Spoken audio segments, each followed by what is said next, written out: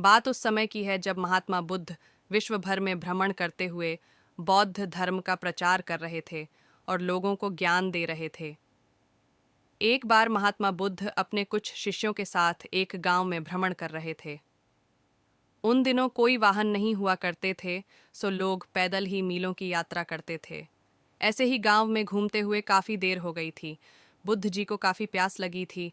उन्होंने अपने एक शिष्य को गांव से पानी लाने की आज्ञा दी।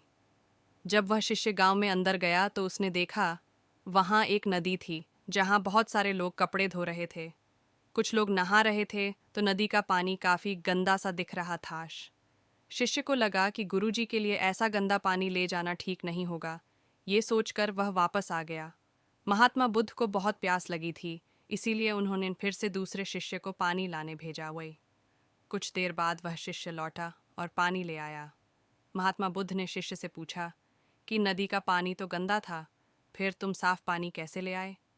शिष्य बोला कि प्रभु, वहाँ नदी का पानी वास्तव में गंदा था, लेकिन लोगों के जाने के बाद मैंने कुछ देर इंतज़ार किया और कुछ देर बाद मिट्टी नीचे बैठ गई और साफ पानी ऊपर आ गया। बुद्ध यह सुनकर बड़े प्रसन्न हुए और बाकी शिष्यों को भी सीख दी कि हमारा ये जो जीवन है यह पानी की तरह है। जब तक हमारे कर्म अच्छे हैं तब तक सब कुछ शुद्ध है, लेकिन जीवन में कई बार दुख और समस्या भी आते हैं जिससे जीवन रूपी पानी गंदा लगने लगता है।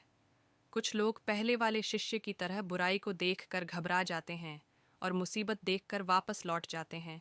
वह जीवन में कभी आगे नहीं बढ़ पाते। वहीं दूसरी ओर कुछ लोग जो धैर्यशील होते हैं वो व्याकुल नहीं होते और कुछ समय बाद गंदगी रूपी समस्याएं और दुख खुद ही खत्म हो जाते हैं। तो मित्रों, इस कहानी की सीख यही है कि समस्या और बुराई केवल कुछ समय के लिए जीवन रूपी पानी को गंदा कर सकती है, लेकिन अगर आप धैर्य से काम लेंगे तो बुराई खुद ही कुछ समय बाद आपका साथ छोड़ देगी। आप लोगों को ये कहानी कैसी लगी, नीचे कमेंट के ज़रिए हमें ज़रूर बताइए और हमारे YouTube चैनल को सब्सक्राइब कीजिए। धन्यवाद।